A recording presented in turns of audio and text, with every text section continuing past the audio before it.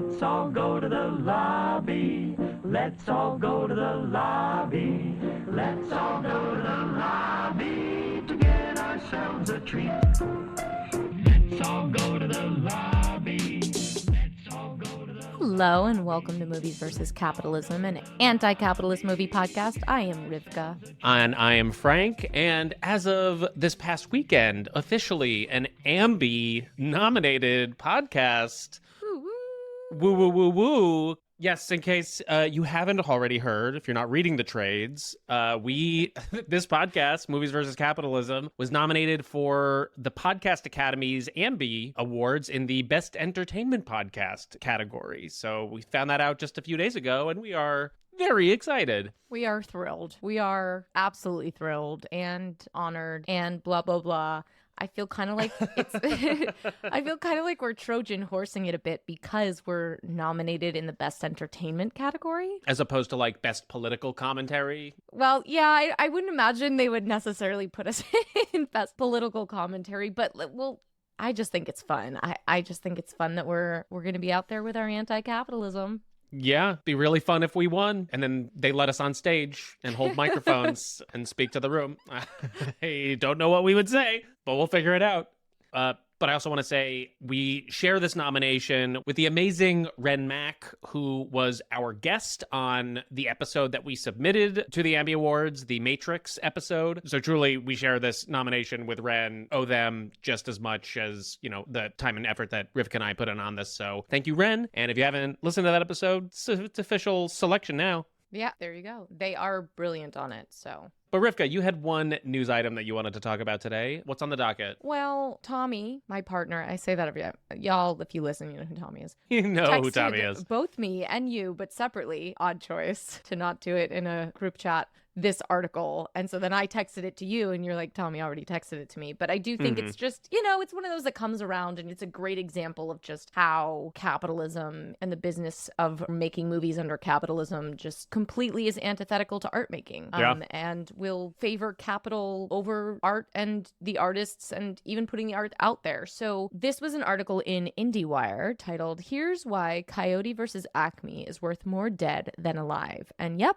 it's legal. Warner Brothers Discovery would rather take a $70 million loss than a $35 million offer. It was written by Tony Maglio. A little bit of background, what's been happening, and this is something that we've talked about briefly on this show, and I know we've covered over at The Lever, which is in the age of streaming, some of these studios and streamers, the places that actually own the streaming platforms, have discovered that with some of these new productions that were greenlit prior to all these giant mergers, someone crunched some numbers and realized that it is more financially beneficial to these companies to shelve these movies, even if they're fully finished, fully produced, shelve them or just take them off of their streaming services entirely and accept them as a loss rather than putting them out there for people to see. So it's essentially destroying art for the sake of the bottom line. Correct, exactly. And that's what happened in this case. It was made for about $70 million.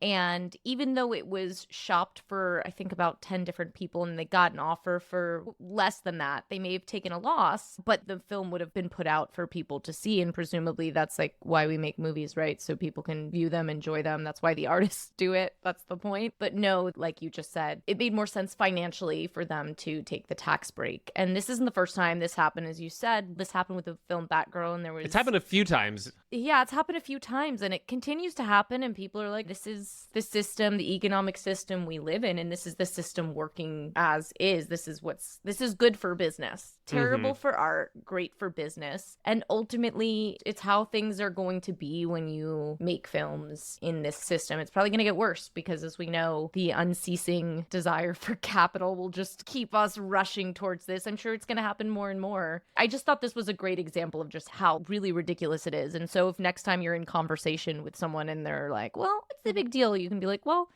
movies are just being made and getting shelved. I mean, could you imagine, especially for Batgirl? I can't remember the actress's name, but it was a big deal for her to be cast in that character. It was a big deal to have Batgirl and just shelved for profit.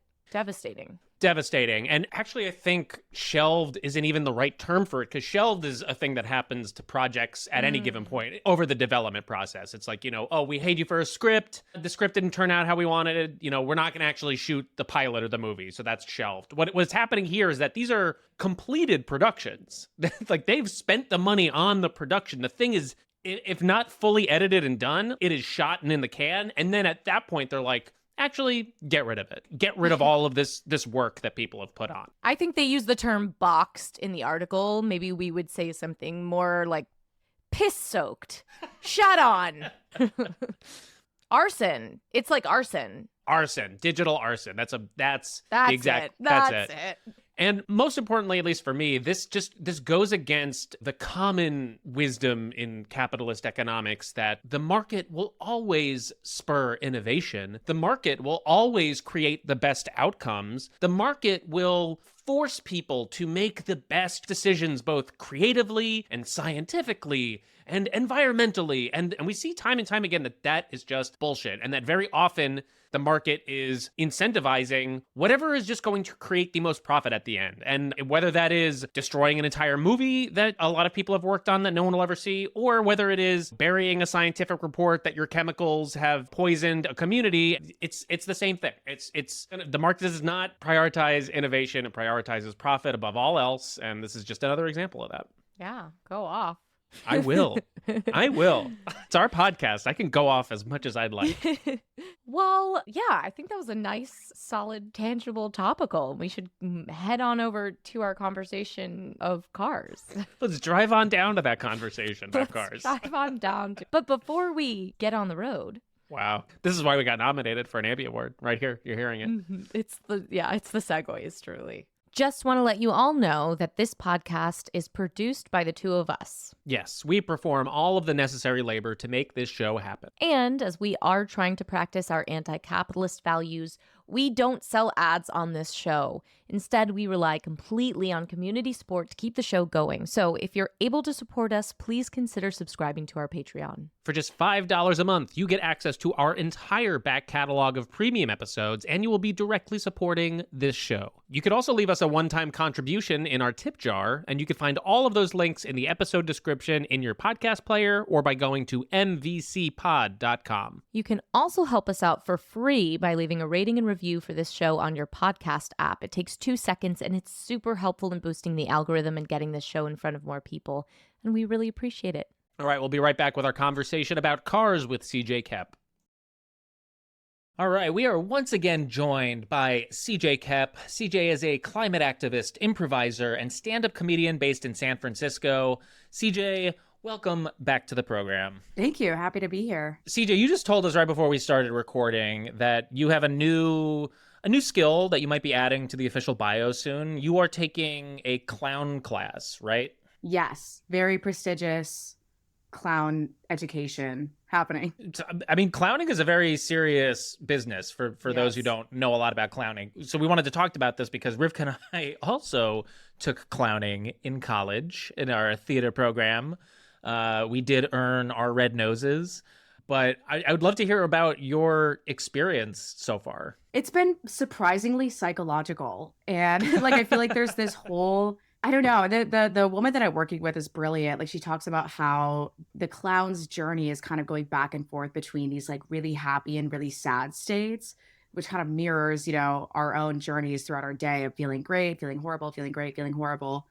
I don't know. It feels very meditative. I'm kind of interested in using it for like political purposes. I have a friend who's from Puerto Rico who said that they used to go to protests and they would have clowns show up who would like mimic the cops. Like, they would like sit right behind the cops and like make fun of them physically.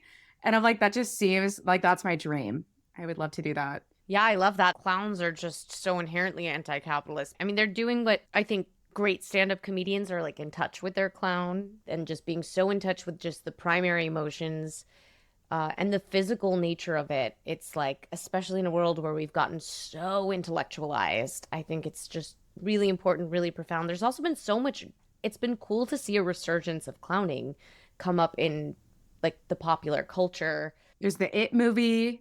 Right. That was big. Yes. It was huge for the new clown boom. Yeah. Exactly. That's what I was talking Community, about. yeah. Nate, did you watch Nate on? Oh, yes. The Natalie Palamides. Exactly. Like Yeah. there's just been this resurgence, particularly for like female identifying performers, which I think is really cool because they're allowed. There's just so much you can just enter into the grotesque and don't have to justify it. So love that. Maybe next time we'll have you on as your clown. Oh God, that would hit for a podcast. That would be insane.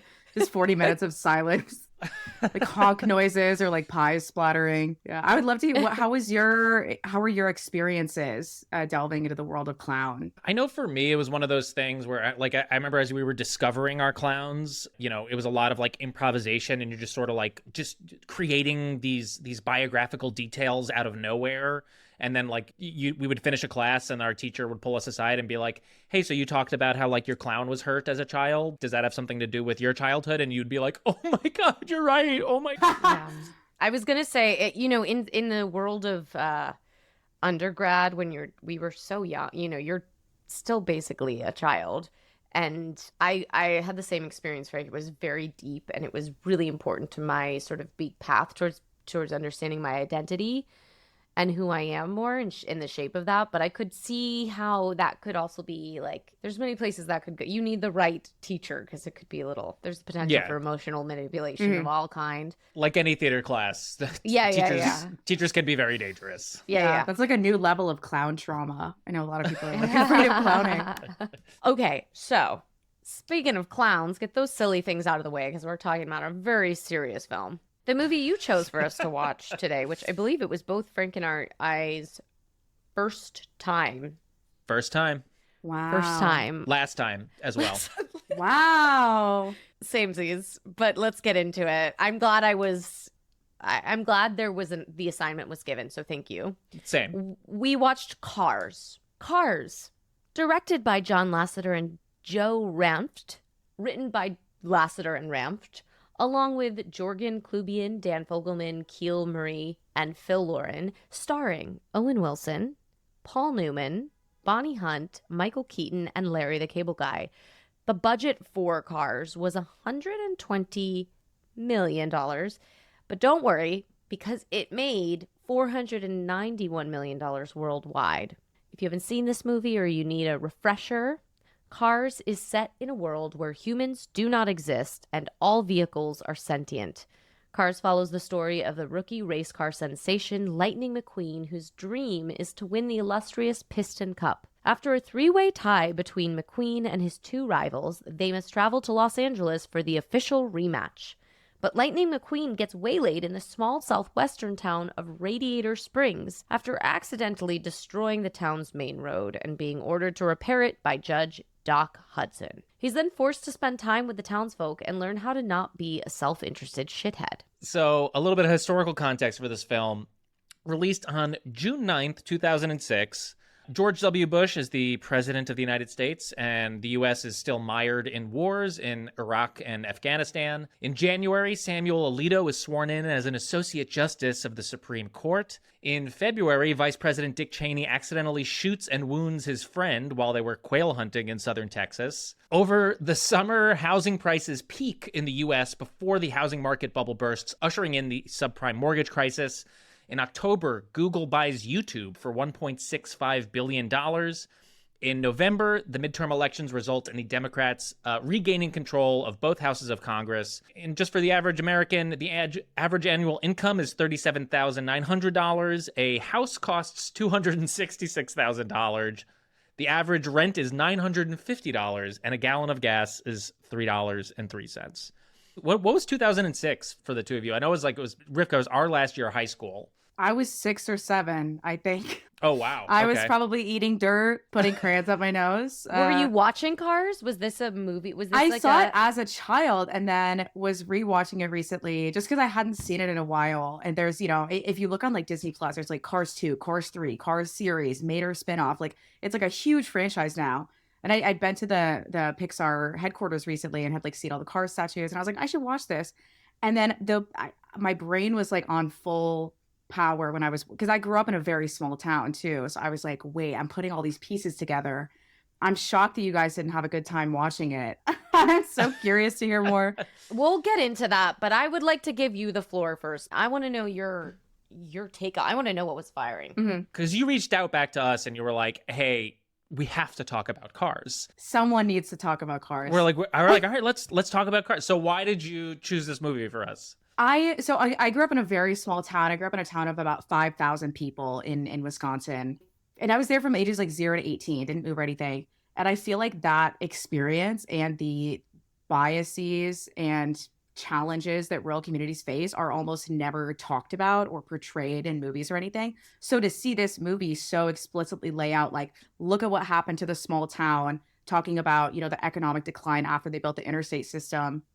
I don't know. That was like so fascinating to me, and seeing that kind of change. I don't know. There's all these like hilarious lines in the film that I feel like I've literally heard before. Like people talking about like, he's like, I'm in hillbilly hell. Like I could feel my IQ dropping by the second. And I'm like, that is literally how people like see rural communities. And like being from there, like I know people like that, but I also know a lot of people there who are like very smart and like leftist or progressive and artists. And I don't know, like there's like such a huge variety of people. And I feel like that's not something that is talked about. Although I was shocked by how like diverse the small town in Cars was. I have not seen a small town. Very Covered diverse. That was beautiful. Yeah, it was global inspiring. Small town in a minute. Exactly. 2 full-blooded Italians living in the town. How did they get there? How did they get there? Maybe it's discussed in the other Cars movies. Maybe that's Yeah, why I haven't seen any of the other ones. I've only seen this one. CJ, I'm down with everything that you just said, and I thought that was the strongest part of the movie, was its portrayal of, yeah, like what you're saying, like small rural town America, and especially the way that industrialization has left so many communities behind, and how, you know, the need for just chasing ever increasing profits, or like more lucrative markets, or in the case of Cars, just like people shaving 10 minutes off of their commute as they're traveling across the country. Like these choices, while seeming small in a capitalist's purview, end up having like these ramifications on these communities. And I thought that I really did appreciate. And like Rivika's saying, I'd never seen this. For some reason, I don't know why, when Cars came out, I was like, fuck that movie. I don't want to see that movie. Like, I just had a feeling that I wasn't going to like it. I don't know what it was.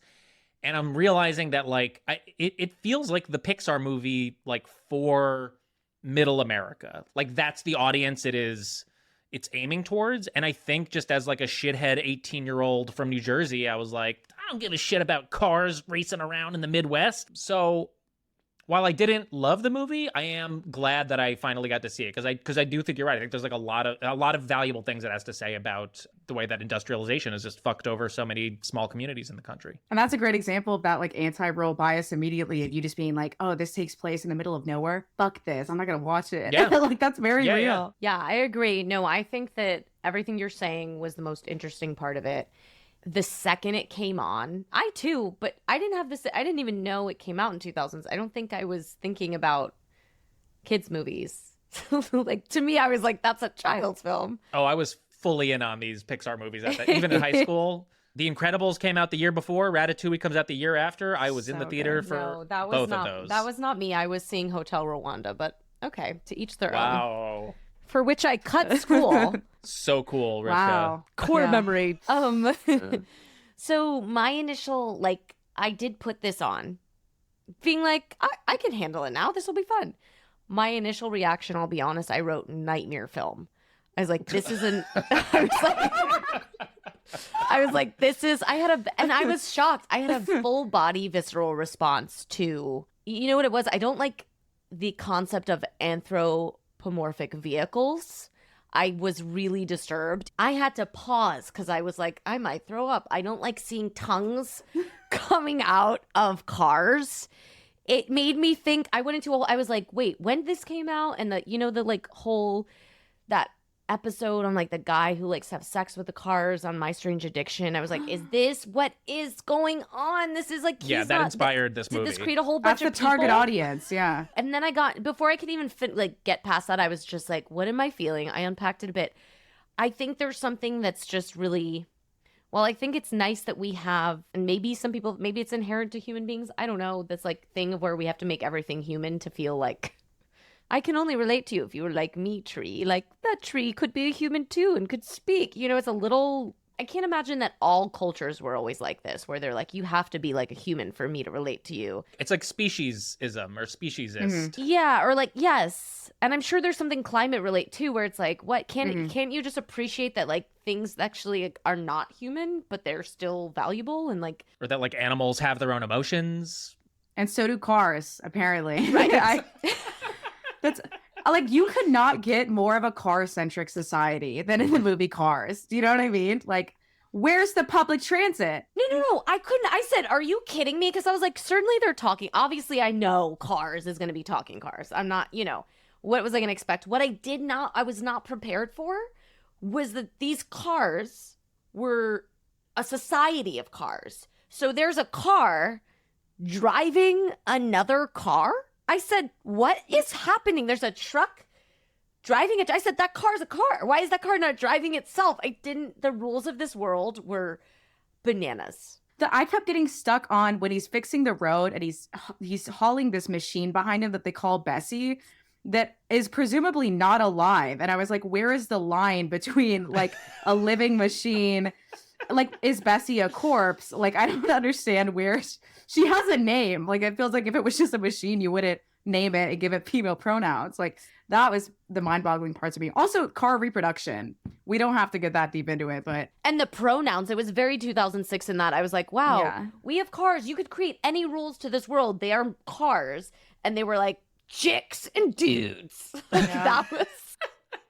Once I got past that, there were more layers to unpack. I shared this with Frank, but I had to finish the movie while I was at the gym. I mean, I didn't have to, but I chose to. But Noah was forcing me to. But in order to get all the things I wanted to do in one day, all my productivity out, I made the choice. And then, so I'm like in the middle of working out, but I'm like, everyone can see that I am watching Cars. And like taking notes on it. You're like studying it. In the middle of just like, deadlifts and like, but watching Cars, I'm like, it was just hard for me to let go of like, there are some people who think this is like my idea of a good time. Yeah, you're just trying to get gassed up. No, pun fully intended. Okay. You're just watching Lightning McQueen rip those turns. No, it's an absolutely bonkers movie in terms of like story logic. The blimps are sentient, the trains are sentient. But the tractors are cows. Why did they not get to be sentient as well? Well, they're sentient. They're just not. They're dumb. He says they sure are dumb, aren't they? Like, he has some line. Should we get into the nitty gritty of this film? I would love to. Where do we even begin? So there were a lot of things that I like we're saying, I really appreciate this small town versus, the kind of like the elite individual in Lightning McQueen coming into this town. And I thought this movie had a lot to say about like the valuable individual versus like the worthless bumpkins, and how that's just like a very regular part of the way that like narratives in a lot of films work, where it's just like, oh, you have this exceptional person who's like the best. I mean, like, he might be a little bit of like a shithead, but ultimately he is the best. And we're only going to get to explore his self-worth once he like comes down to the level of these small town folks, and he learns the value of community, which I think is incredibly important, but like very oversimplified as well, I found. Yeah, you're touching on, the class stuff I thought was really interesting. Again, question about the world, because Bonnie Hunt's character, who's the love interest, I suppose, she's the Porsche. The Porsche. The girl car, if you will. The girl car. The fancy girl car. Yeah. She's the Porsche. And she also, there's this element, I also, in one of my notes wrote, this is the tortoise and the hare meets the simple life, but cars. There was like a very simple life, which I think the Paris Hilton. Okay. Yeah, right? Yeah, the Paris Hilton, Nicole. Yeah. Because Not that bad. was that whole idea. It was like, we're city girls going to like small towns to learn lessons. It felt very like she came to the small town from LA being a high-powered lawyer, but fell in love with it. But also, was she always a Porsche? So there was this inherent, like, you are, like, that was interesting about class, because I'm like, is there upward mobility, or are you just was she born a Porsche? I was very curious about that with Lightning McQueen because in the very beginning, he has a sponsorship from this corporation called Rusty's that primarily serves what I understand to be working class cars that are rusty. Yeah, and he like looks down at them and he has that line where he's like, with some Rusties and a lot of luck, you too could look like me. And I'm like, did you start off? Were you upwardly mobile? Were you born into wealth and privilege? Like, I didn't understand. I feel like we didn't get McQueen's backstory. We were just kind of thrown into him being an asshole as an adult. That's really interesting. I missed that. Totally. And they could have gone there. I'm not expecting like a full class analysis from this movie, but it's like we don't like rusty cars because they're rusty. It's like we don't like the Radiator Springs cars because they live in this small town. Clearly, like the Porsche and the race car are like higher class cars than like the pickup truck or just like the regular old sedan. So there's a very clear class thing happening. The first time I was like, okay, there might be something here. This is a little interesting and odd. So McQueen's being driven to LA inside of a truck. Which we could do a whole podcast episode on that. Yeah, so like inside of this truck. And then that dynamic between the two of them was like fucked up because he's inside this truck. We find out he doesn't have any friends. His agent is kind of this Jewish stereotype. There's a lot of like stereotypes too, like this Jewish stereotypical agent who only wants, Jeremy Piven. Right. Yeah. I'm fascinated by like the car religions. I'm like, was there a car Jesus? Like, well, how far does it go? I'm sure. And then he is like pushing this truck, his driver, to get to LA faster. He is, by the way, a speed racer. He's like, don't go. The truck driver wants to go to the side with all the other trucks who are sleeping. And he says, no, you can do it. Just push through. I'm going to take a nap, but you're going to drive us there. And so because he's pushing him through, the truck falls asleep on the road because dangerous working conditions. Like he like pushes, and I guess he's his employer really. Like it's fucked up. And there's never he shows up at the end, but there's never really an apology there. That would have been a nice touch. That's very Totally true. right. I do want to point out McQueen does not have headlights. So he would not even be able to drive on the interstate. Oh, that's right. That was one of the things that I also loved about this movie is that his body literally was not equipped to deal with rural conditions. Because I think people have this assumption that like, you have to be like really tough to like make it in cities and like rural people are fucking idiots. But I'm like, he doesn't have headlights. Like Sally calls him stickers because he literally has stickers that look like headlights on the front of his thing. He doesn't have 3-wheel brakes, so he can't drive on dirt. He doesn't have a horn for tractor flipping. Like there's so many things that like he can't do that all of these people do on a regular basis or like need to survive. And again, just like him thinking that he's better than them, but also like literally not even being able to physically do the things that they do there to live in that community.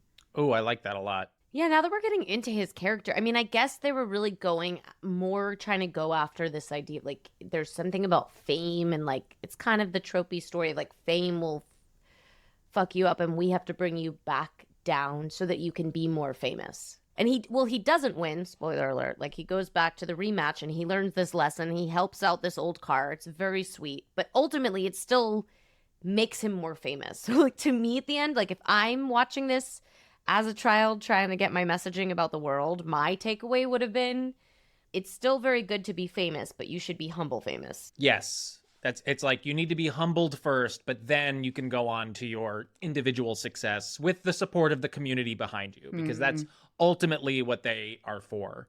This is what I was trying to get at. So much of McQueen's arc is just like individual based, and even when he starts to like change his tune and is like, oh, I guess all these cars aren't morons in this town, and starts to become like a nicer car, sort of like the cap on that arc is like, oh, you went around and you helped every person in the town. Like you individually went around and did all of these things. And like, we would not have been able to figure any of this out or rejuvenate our own town had it not been for you, Lightning McQueen, who came. And sure, you were an asshole at first, but now you're a good guy and you are the one who actually saved our town. So it's just a lot of this was just rooted in individual exceptionalism.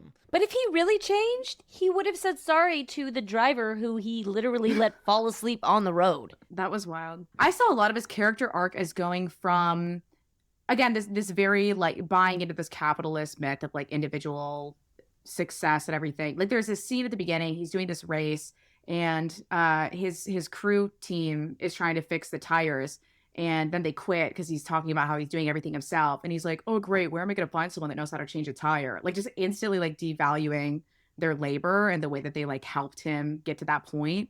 And going from that and like, you know, saying all these like insane things about the small town community, talking about being in hillbilly hell. When he's fixing the road, he does like a shit job the first time, and they're like, this is not okay. And he's like, well, it looks like shit, but it matches the rest of the town. Like that, like going Such from a that dick. kind of belief. I know. In Owen Wilson's voice too, which just makes it so much more insufferable.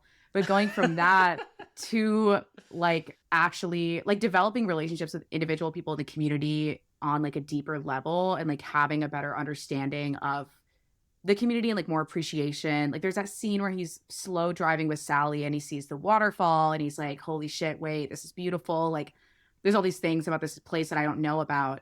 And going from that to investing in the community, I think he opens like a race headquarters. I don't know if that's even a real thing, but he opens something there.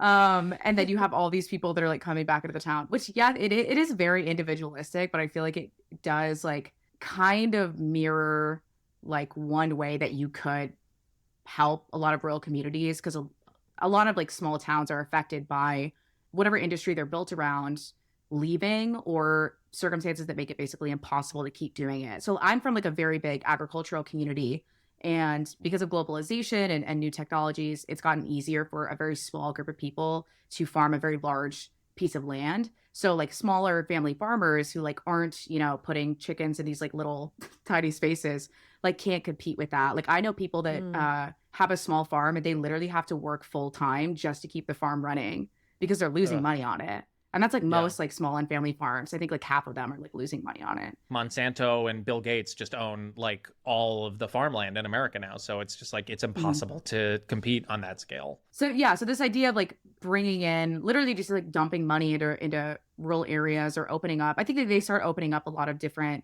there's like a racing museum, and then they're like reopening that motor court something, I don't know. But yeah, they end up investing a ton of the community, and I feel like that helps a lot. Although, yeah, I don't know that there is like a simple solution to people that are living in small towns. I liked the reinvestment message, but it kind of felt part and parcel to the way that this movie just sort of like oversimplified and stereotyped everyone and everything. We haven't talked about Mater at all, who is the town tow truck, who is voiced by Larry the Cable Guy. And you know, for a movie whose message is like, well, not everyone from a small town is a moron. They're really like, but this guy is a fucking moron. So it's kind of like we're criticizing that idea, but also at the same time we're reinforcing it. Also, I wanted to mention before I forgot, when his truck loses him on the freeway, he's getting mugged by these cars with like all of these like lights and rims on, and hip hop music starts to play. So they're like, these are the black cars. I was confused about that. That's kind of felt like how this movie was operating, which is just like, well, we're I think just that's gonna every character, and they end up in jail in the post credit scene. I don't know if you watch. Oh my God. Oh, I didn't know there was a Yeah. post credit scene. Gonna have to go back. Oh yeah.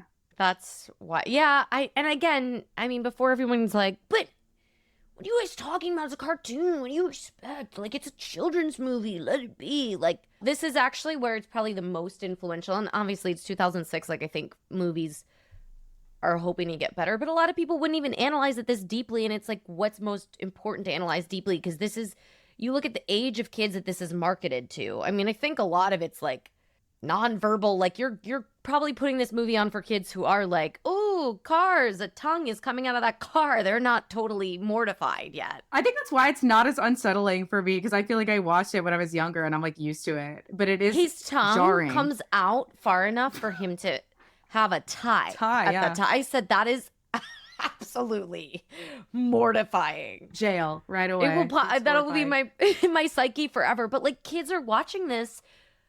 That's their first, they're like, oh, they're getting this messaging of like these stereotypes of like Jews are money grubbing agents, you know, like that you're like hillbillies talk like this, and like, yeah, you should feel good, but like, it's not what you want to be. You actually would rather be, you want to have money and be able to make the choice to come down. You don't want to like be born in this caste. It's literally a caste system.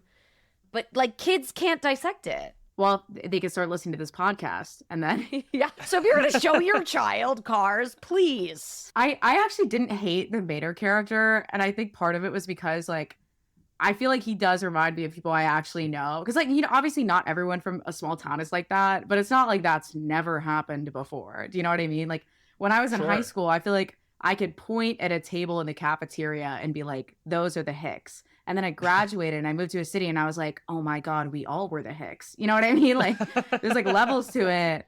Yeah. It's like, that was me. I was in it. Well, maybe it's that thing of, because Tommy, my partner's from Anderson, South Carolina, and he does a character like similar to this. And it's really funny. It's like, but it is that thing where you're like, in a world where everyone's stereotyped and there's no nuance to ground it, it's like, then you have all these little kids who are not from a town like this. Like, if I saw this at that age, it's hard not to go off and do the accent and be like, I want to be Mater, you know? I interviewed recently for this comedy writing fellowship, and I had submitted like all the stand-up material, and they were looking at it, and during the interview, they're like, just curious, have you ever heard about the phrase punching down? And I was like, oh no, like, what did they find in my stuff? But it was literally because I had all these jokes about small town life that were, in a way, not like offensive to small towns, or probably not portraying them in like the best light.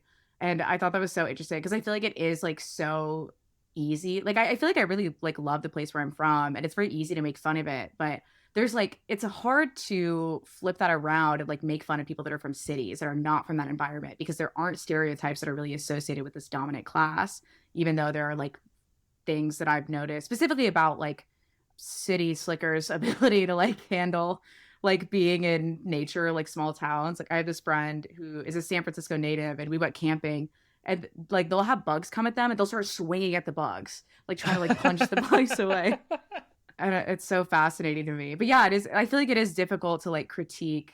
I always feel like the Cars movie did like a decent job of that, of just showing how huge of an asshole McQueen is at the beginning, so that they have something to compare to how he ends up. And I think, like, correct me if I'm wrong, but it sounds like you were doing like, you know, that self-deprecating humor of like, this is who I am, this is where I'm from. You know, I can like, I can make light of that. It's only punching down if it's not funny, and two, if like the intentions are hurtful. But if it's coming from a loving place, I think that there's like a way to do it.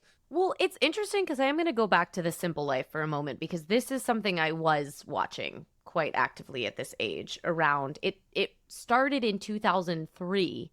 And it wrapped in 2007, which is wild. I didn't realize it. 4 seasons. My God. 5. Wow. I am going to find time to rewatch this.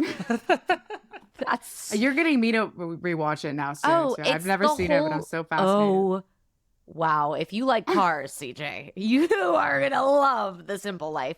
Because it's all class. It's Paris Hilton and Nicole Richie. And it's like what you're saying. Like, there's like we're being self-deprecating about ourselves being these like dumb girls from New York. And actually, I have watched Paris Hilton's new show, or maybe it was her documentary. This was part of myself, and this was important work for me. But I can cut all this if you want, by the way. If Paris asks. No, leave this in. This is important. Because she was talking about how she even was putting on a role, like a character in this show, because she goes on and she's like, I've never picked up a rake before, but then it later came out that she had been in one of these wilderness, like one of these really abusive wilderness, like her family put her there. So she had actually done a lot of this. Like, she's done hard labor. She was in this horrible situation, but she plays this character where she's like, I'm so rich and so dumb from the city. Like, I couldn't possibly. But at the end of the day, when there's a class dynamic like that, you know who wins. You know who is punching down. It's really hard to be like, no, both people are being made fun of. And that's fascinating that was her experience previously with manual labor, as literally as a punishment. Whereas for so many people, it's like what they have to do to survive. Yeah. I mean, it was more than manual. It was like serious abuse. It was one of those where they like kidnapped her in the middle of the night, and like those places. Why can't? Oh, that sounds great for therapy. Getting kidnapped in the middle of the night. You fixed me. Yeah, where they take troubled teens and they like literally just like abuse. It's horrible. We haven't talked at all about the Paul Newman character, Doc Hudson, who is the judge of this town, because I did like the turn with Doc Hudson and what we found out about him. So like when we When we're introduced to Doc, he's like the town's judge. He's the one that's like, Lightning McQueen, you have to fix the road and we're not going to let you leave. Fair judgment. Absolutely. Honestly, should have been prison time. Yeah. Well, at first he just wants him to leave because I think he's getting triggered by having this race car around. Like he's very much right, like, I know your type, and try to get about that. Sally comes through with her big, speech. Wait, so you want carceral punishment? Carceral punishment? Yes, that's the only kind that I want for cars. But then Lightning McQueen comes to find out that Doc is actually the famous Hudson Hornet, 3-time winner of the Piston Cup. And he goes to Doc and he's like, oh my God, you're a Hudson Hornet. Oh my God. Like, tell me everything about being a racing car. That's a shockingly good Owen Wilson impression. Have you been working on that? It's not. He's got a very mimicable voice. But then Hudson tells this story, this like really heart-wrenching story about like, yeah, I won. I was like the best. And then I spun out one race and, crashed. And the entire racing industry did not come to help me. They just fucking threw me out. They did not want me. I was no longer of utility to them. And I decided I didn't want to go back because those people didn't take care of me. And I thought that was a really poignant moment and something that is very true to the way that capitalist industries treat their workers, treat the people that create their value. Is like, as soon as you are no longer able to create that value, as soon as you're no longer able to serve your utility, then pack up your bags and hit the road because you're a car. So I really like the Doc Hudson storyline. I was fascinated by his relationship with Lightning McQueen too, because in the beginning, before McQueen finds this out about him, he kind of dismisses Doc as another, hick or whatever. And Doc's giving him racing tips. They're trying to race around this like local like dirt road, and McQueen keeps fucking it up because he's not like familiar with the local environment. And Doc's giving him advice, and he's like, he's an idiot, I'm not gonna listen to him. And it's not until he finds out that Doc has succeeded by the same metric of success that Lightning McQueen himself is striving for that he actually is like, oh, I respect you. Like, I didn't realize you were this big hotshot racer that like won this cup. Like, now I think you're a cool person. Did you say this, Frank, that this was also Paul Newman's last role? We have not said that yet. Yeah, this was his last performance. Well, let me be the first to share the sad news. Yeah, Paul Newman has passed away. Yeah, in case you didn't know, the gorgeous man from the salad dressing is gone. Interesting, because he had such an amazing career. This was the last performance. I will say, of all the cars in the movie, I feel like Doc was I'm afraid to even say it out loud, the most attractive car. He was the hottest car. Thank you. Sure. Okay. Yeah. He for sure was the hottest car. What was he was a Cadillac? What was he? There's a lot coming up when I type Paul Newman cars in, so this might be a minute. Just photos of Paul Newman in a car. Gorgeous. I'd like to talk about the music for a moment, the soundtrack. Go off. So my journey, as we discussed, I was mortified, getting like rashes from these tongues on cars. But then I think a turning point was Rascal Flatts' version of Life is a Highway. I said, I love this. I love this. This is good.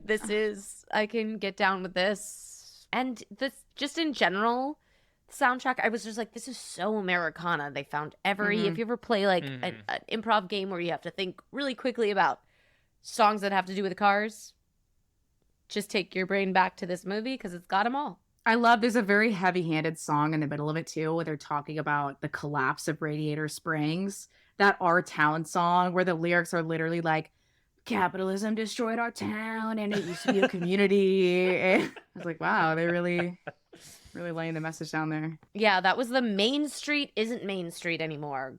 Section. This movie is very America coded. Like, this is clearly NASCAR, and I don't know a lot about racing, but I do know that like in the racing world, NASCAR is very much looked down upon by like Formula One. Also interesting that like the United States of America exists. Like, who founded it? They're going to California. Like, we're in modern day America, George Washington. I also, the town where I grew up had a big racetrack, and I think that was my little brother's like first job that he ever had, was working at the racetrack. And this is horrible. He and his friends used to play a game where they would try to see how many people who were missing at least one tooth they could get like sitting in a row. But also, another thing I wanted to talk about, this is like a little off topic, is how the process by which a lot of these small towns ended up supporting Donald Trump. Because in 2016, Hillary Clinton did not come to the state of Wisconsin once the whole time. Donald Trump went to the racetrack by my house. He did a Wow. rally in a town of 5,000 people at the racetrack. And I'm like, even if he's like, bullshitting and lying about everything, I'm like, the fact that he was like even willing to go there and be in that space, I'm sure he like bathed in bleach afterwards or something. But like, I don't know. I'm just like, I feel like that's not something that you see from like Democrat politicians almost ever. Yes, 1,000,000% to that. Anytime I get into an argument with someone with like a Hillary stan over 2016, that is always the first thing I bring up, which is, well, maybe she should have gone to Wisconsin. That is what this movie is saying. It's like we have these like liberal elites who are just like, oh, I don't need to even think about that place. Mhm. Why would we even care? Those people don't matter. Yeah, I think this, you know what, now that we're talking about it more, I think you're right, CJ. I think this movie has a lot of value in... Turned around, baby. I thought the jokes were okay, the performances, like, it's not my favorite Pixar movie, but, like, it is very much a movie for, I think, like, yeah, for, like, working class people, especially in working class people in smaller communities that feel abandoned by... yeah, the liberal coastal elites or their government or whatever. And this movie is actually very instructive if someone doesn't understand why Donald Trump won in 2016. You can just be like, all right, we'll just watch Pixar's Cars and maybe you'll fucking figure it out. I would love to see Car Trump. Don't give him any That would good be incredible. ideas. Also, there was one part, I'm sure someone's already made it actually. There was one part that made me laugh really hard every time, and it's when Lightning McQueen comes into the doctor's office and the doctor is seeing the sheriff. The sheriff is like on this lift, and it's implied that he has his ass out. And he's like, get a good look, city boy. And there's something about like the way that he said it that I was just like on the I had to like rewind and watch it again. Because I was like, that was so satisfying. There's a lot of strain. There was like one bit where when the Mack truck is driving on the road, he's behind like a gas canister truck, that's all metallic and mirrored. So he's just like making like tongue faces and in the back of the mirror. But I was like, that's that truck's ass. Like, get your face out of that truck's ass. Like, this is... Yeah. You looked really triggered by the tongue thing again. Yeah, another one seared in my... I know that scene well now. My Put jaw them was... away. My jaw was on the floor. It is, I guess, if there's... I don't know if I'm just pulling too much now out of this movie, but I was thinking about just how... I mean, you mentioned that there's this racing track. This is, like, racing is something that happens definitely in small towns and all over, but it's also a super elitist fucking sport. And it also is a sport that, like, you do need capital to, like, do good at. It's all about getting fancy fucking cars, knowing how to, and then there's the other part. It's an interesting metaphor for, like, the sponsor, all of the things. And it's an easy metaphor to be like, nope, you can do it even if you're, like, you can really pull your bootstraps up in this sport. But I think, I don't know, again, I'm not an expert on it. I did date someone who was into racing, and I saw how wealthy you have to be to, like, be in that world, particularly for fun. But yeah, I just think that's interesting. I think that's interesting. I'd be curious, the facts. I absolutely agree. There also, however, is a type of racing for people who have no money. Like, I remember the racetrack near my house would do... I feel like I'm not going to remember this correctly, but it was like car destroying events. Like, they would just take old, horrible cars and just like blow them up or like destroy them in creative ways. And everyone's like, yeah. That sounds like great fun. And also, yeah, it's like an IRL action movie. That's also a great metaphor for just like destroying these things that represent. Yeah. But still, also, Yeah. where do they go? Like, they are not, this is not an environmentally friendly movie. Oh God, no. The whole thing, his dream is to be sponsored by a fossil fuel company, the Dynaco. Yeah. But I guess they'll be fine in climate change. Like, it's again, all Well, and also cars. oil is not a renewable resource. I think I read something that we're going to run out of oil by like 2050 or 2060. Like, we're just like not going to have any more. So I don't know what happens once they get those last dregs out. It's just also, I want to watch the existential version of this movie where like a car's like, what was that? What was I made for? Like, I feel like there's supposed to be people inside of me. Like, What are these doors for? how are we reproducing? So bizarre. Like, I need to know if it's like a factory thing, if they have like car eggs. Sorry. This movie raises all of these questions and answers none of them. it's possible that in the franchise, in the universe created around this, they maybe explore it. I won't be finding out. CJ, have you seen Cars 2, 3, and I think 4? There's a fourth Cars? Should I? I don't know. I'm kind of anti-sequel generally. I feel Fair. like they said everything they needed to say with the first one. Not only are there sequels, there's a podcast. There's so much that was dedicated to this because this was, I think we talked about it, but this was wildly financially successful. Wildly financially successful. So there's a podcast that went along with the DVDs. There's like, people were so into this. There is something about like little kids and cars that I don't fully understand. I used to work at like a Montessori school with like babies, like ages like 0 to 5. And there was this little boy that would bring me this book that was literally just like a list of every type of car. Like it would have like a picture of the type and then it was like this specific like whatever tractor. And he would make me read it to him like over and over again. Like he was like preparing for something. Like, I don't know. Like I think it's because they're just like new to life and they're taking everything in and they see cars everywhere. Like I can understand why they would be fascinated by it. But well, like you said at the top, we're such a car culture that maybe Yeah. that's also what this is pointing to. And this movie also did something that Disney had been trying to do for a long time, which is like really capture like a young male audience. Cause like for decades, it was all, you know, princesses and like the demographics that were coming to their films were like largely, you know, little girls. But it's true. Like there's something, I remember being a little boy and like seeing friends like get into cars. And I was like, what am I supposed to like these things? I don't understand. Like what's I don't understand why because they're shiny, because they're fast. I don't get it, but it's there's something Probably there. pretended to. I think probably half of those boys are Yeah. pretending to like the car, just like half of the girls Posers. are pretending to like the Yeah. princess because they're like, this is what I'm being told I'm supposed to like. Sure. All right, so it's time for the awards for this movie. We've got 3 of them. First award, Best Politics, goes to the car with the best politics in the movie. I think it might be Mater. I think it might be Larry the Cable Guy as Mater. He's just like, he loves his town. He loves his friends. He's so nice to Lightning McQueen as soon as he shows up, even though he is such an asshole. Just seems like a good-natured guy who just cares about the right things. I agree. I really respect Sally and Doc just for the fact that they weren't born into small towns, but they have moved into these communities and have developed like such a love for Radiator Springs and have developed all these like beautiful relationships that have like put so much into that town. And kind of like reached the conclusion, which I feel like is the opposite of how everyone feels of like, oh, this is actually better than like the life that I was living before. Like I remember Sally's talking about how she used to be like a hotshot lawyer in a big city and she's like, it was so empty. Like she's just like was so Yes. unhappy. And then moving from that to like this little area in the middle of nowhere and like finding the beauty in that. I don't know. That's very impressive to me. I loved when Sally invited Lightning for a drive, and he's like, "To go where?" And she's like, "Just to drive." And I was like, "That's such like that's such an anti-capitalist. Like, we don't have to be doing anything. It's just like we're Yeah. just being, we're just existing." Well, and also there's not shit to do in small communities. My friends and I literally used to like hang out in the Walmart parking lot because it's like, where are we going? Like there's just nothing around. Oh yeah. In my town, we only had one thing to do, which was the bowling alley in the middle of town. And then one winter, it just fell down. There was too much snow on top, and it just like the bowling alley collapsed.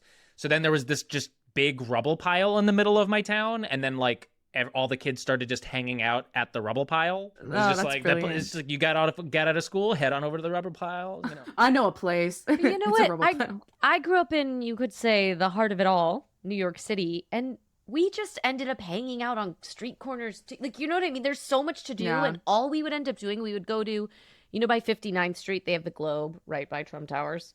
But like, it's like we would call it the Globe, and that's like what you would be like, we're going to the Globe. To do what? To stand there.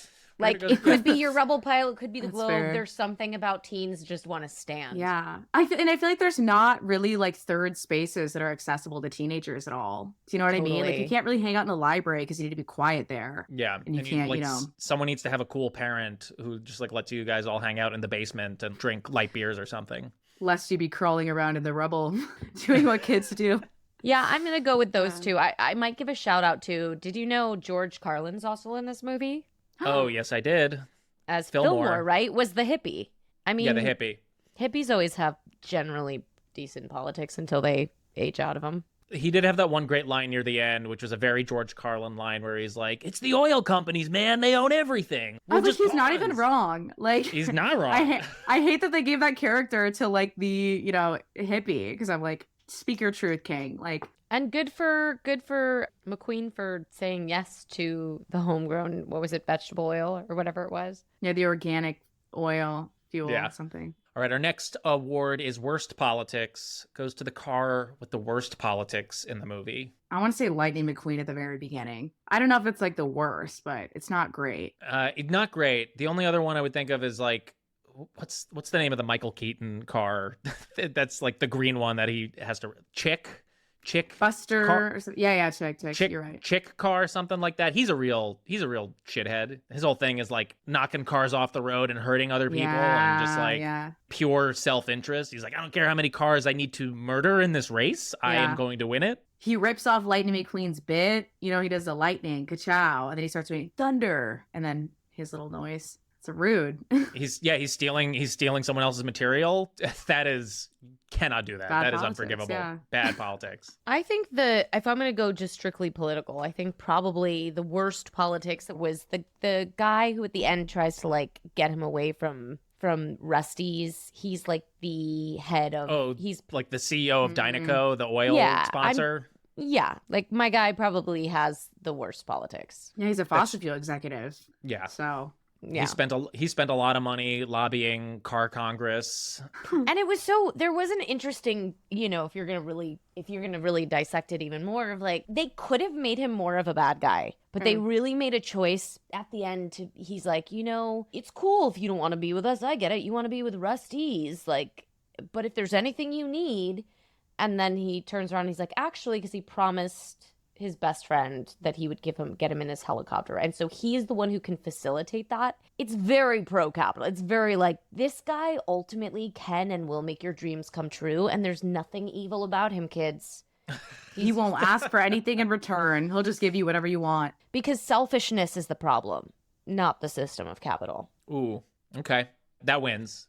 Yep. No, you're Bars. right. He's a bad dude. Again, this is what you should, if you're going to show your child this terrifying film, make sure they listen to our podcast in tandem. Cars are not real. This is not real life. We should find a way to link this podcast instead of the official Cars one. Wouldn't that be great? People go looking for like, the Disney Cars podcast. I mean, if people search Cars, you know, they're gonna find us eventually. What is there even to talk about on a Disney Cars podcast? They go deep. This is a whole universe. This is a whole, imagine like us, but like just drinking the Kool-Aid. I mean, look how much we've talked, you know? Yeah. They're probably like, I loved that tongue when it touched the... I hope they cover car reproduction in the podcast. I might have to write them and just see what they have going on. Just out of morbid curiosity, I feel like I have to watch Cars 2 and Cars 3 now, just if I can get some answers about this car universe and how these cars achieve sentience. There's like a random human in the last movie as like a throwaway shot, and you're like, what the fuck? And then they just don't address it. Well, not that this film needs any more spin-offs, but our last award is Best Supporting / Spin-Off. This goes to the supporting character that this movie should actually be about, or that you might want to explore further. I'm all about those Italian cars. What is it? Luigi and Guido. Just these two Italian. Tony Shalhoub playing an Italian guy.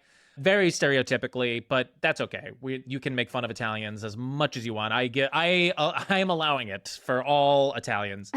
No, I want to see like how did they come from it, because he's like a Fiat and then like another little Italian car. How did they make it from Italy, which we are to assume is a country, all the way to the United States and end up in Radiator Springs? I'm fascinated. That's very real. I want to say Mater, but that's kind of a cop-out because I think they did do a spin-off series on him. But did they? Again, I know he's kind of... I'm pretty sure. I'm almost positive. At least like a short or something. But I don't know. I know he's like a caricature, but I also was like, home, you know? Like, it's like he gets it. I don't know. And the tractor tipping. Yeah, he's just out having a great time. No enemies, only friends. Except for Frank, that Thresher that tried to kill them. I want to learn more about the Thresher as well, because he didn't speak. He just kind of roared at them and almost killed them. This is what I'm saying. Like, which vehicles get consciousness and which are just animals? This is like a goofy Pluto situation. It is kind of anti-agriculture because they never show who is actually farming. And I don't even know what they would need to be farming because cars only need fuel. You know what I mean? Yeah. What do you have tractors for? I will say this is this is bad improviser of me, but I'm not going to yes and this. I'm going to say, if up to me, this world ends now. No more. No more sentient cars. Wow, I don't think we've ever had someone give that It's a award, first. which is just like no Wow. award, no more of this universe. It stops. It but stops here. perhaps I'll watch a Wow. movie. Actually, you know what? I'll watch a movie about, maybe it's Mater starts to question, like, again, like, why the fuck are we here? What is our purpose? And maybe that leads to like an existential and maybe Mater just like kills them all off.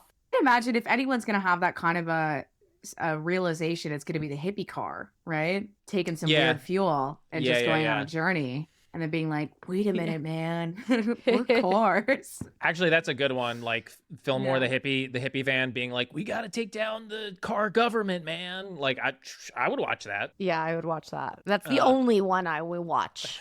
The And only he one can't we're have his allowing. tongue out even once. I don't even want to see it in the mouth. No, that's scene one. He cuts their tongues out.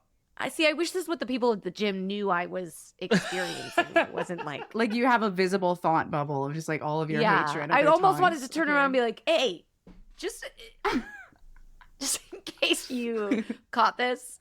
Yes, I'm watching Cars. It's not why you think. Yeah, that really would have made it better if you were like, I host a podcast, everyone. It's okay. Don't worry. I'm a podcast host. I'm a podcast host. Everyone can relax. This isn't me. It's just my job. Like, Like, cool. That made this a lot less weird. Great. Thank you. CJ, this was so much fun. Thank you for. I'm really grateful that you did pitch this because Yes. this was a worthwhile conversation, and yeah, I really appreciate you guys watching it, even pushing through when the tongues are popping out. I didn't have any trouble with the animation. I think it expanded me as a human. It was difficult, but worthy. So the last thing we like to ask our guests before we leave is, and we asked you this last time, is there one way that you practice your anti-capitalist values in your day-to-day life? I believe last time you told us about cooperative living, which was Yes. super cool. Do you have is there a new one that you wanted to mention this time around? I was gonna ask if I could use the same answer again. I just moved out of that co-op and started my own recently, or like started one in Oh, San cool. Francisco. I don't know what else. I've been trying to like create. So yeah, I also do stand up. I've been trying to specifically write jokes that are like starting with like some political belief that I have that I want more people to be exposed to or to like think about, and trying to find a way to workshop that into a joke, which is like kind of hard, especially because you don't have a ton of control over who you're performing for a lot of the times. Like I've done audiences where it's all like wealthy tech people, and I'm like, I have no idea how to make you laugh. I think half of you should be guillotined. Like, I don't know how to connect with these audiences. So that's really challenging, but I don't know. I feel like it's been fun for me trying to find a way to talk about things that are really heavy in a way that makes people laugh, and like trying to figure out like the science of that. I don't know if that's something that everyone like has access to, but I'm sure there's a I way. think that's great because I think what I'm hearing you say is just the act of intentionality in whatever we're doing, but especially for creatives. And I think that's not talked about enough, that you can have a political intentionality. It doesn't have to be something that just maybe might happen, or things have politics. You can really make a choice to strive for that. And injecting your politics into anything you're working on, whether it be something Yes. creative, whether it be something like material, like there's usually always an opportunity to gently sneak your political views in a way that's like approachable. And that's great. I wish more like super successful comedians like gave a shit about the billionaires who are fucking destroying everything, but that seems like they just want to be like, we should leave those guys alone. Exactly. When it becomes complicated when you become very commercially successful, because a lot of times, like if you're working in TV or something, they like won't let you say certain things on air, or like if you are repeatedly like bringing certain points of view in, like you might lose your job or something. I don't know. There's like all these challenges. I agree with you. Yeah. But it sucks that like, trying to like raise that critique in a capitalist system and then having to compete with all these people that like just want to get famous and like don't necessarily feel like they have to like stick by any strong system of beliefs. Yeah, it's frustrating. CJ, where can our audience find you if you'd like them to on the internet? I am CJ Koepp, Koepp on Instagram, Vanguardigan on TikTok. I finally made a link tree with shows that I have coming up just in the Bay Area. Yeah. But I'll also be doing a comedy festival in Austin, Texas in April. Oh, cool. Oh, hell yeah. The Lysistrata Comedy Festival. I'm really excited for that. It's like a women's queer, I think, a comedy festival. Fun. Oh, So it's dope. going to be a great time. Awesome. Well, it was great Amazing. seeing you. Thank you again for Yeah. joining us. And I'm sorry that I was hard on Cars up at the top, but I'm glad that you You came convinced me around. otherwise. Came around. That's awesome. Thank you guys. Had a great time. Thank you all so much for listening. Make sure to follow us on Instagram and TikTok. And if you want to support the show and get access to our premium episodes, you can go to MVC Pod to find all of that information. For next week's movie, we'll be watching the 1997 action thriller starring Nicolas Cage and John Travolta, Face Off. Thanks, everyone. Bye.